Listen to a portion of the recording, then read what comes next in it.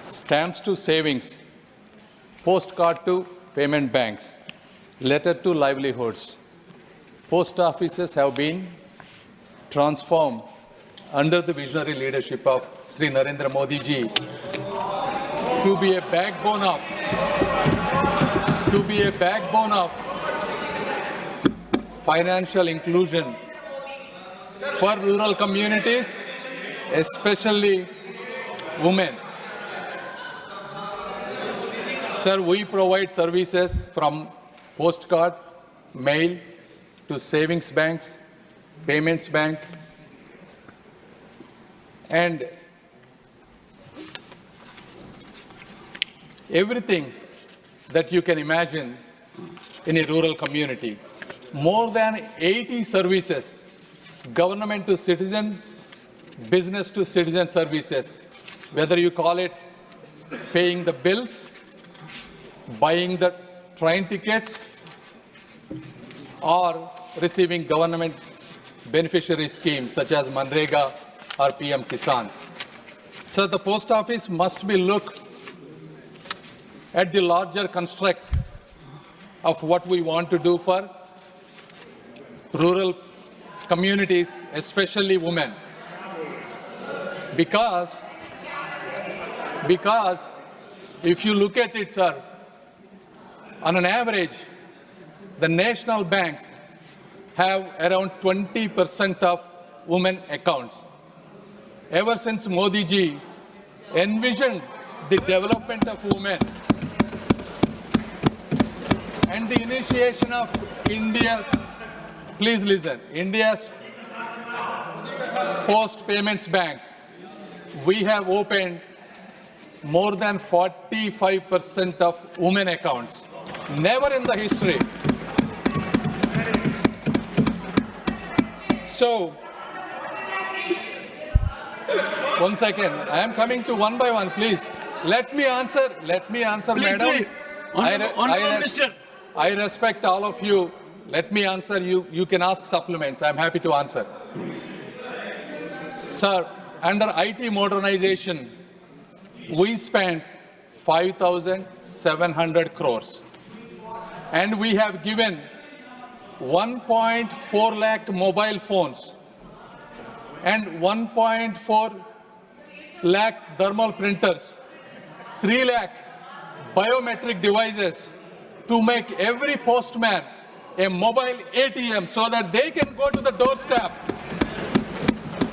of every rural household and deliver banking services.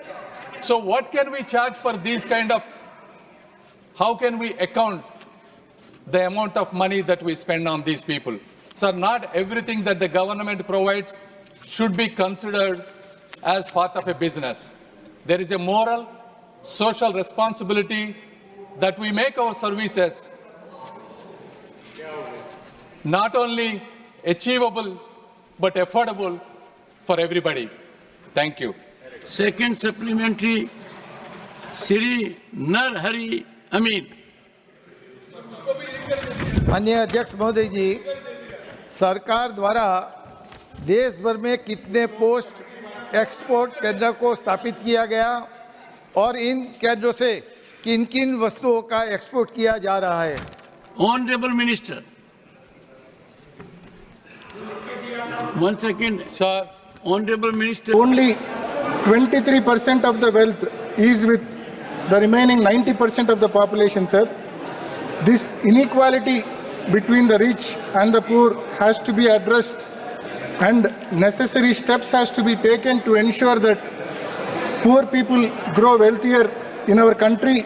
Only then becoming third largest economy soon will have some meaning and sanctity, sir. Sir, coming to income tax, sir.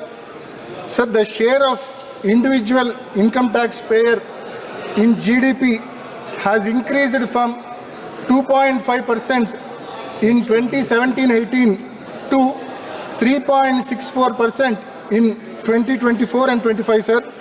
Sir, a comparison with BRICS economies shows that effective personal income tax rate in India is among the highest.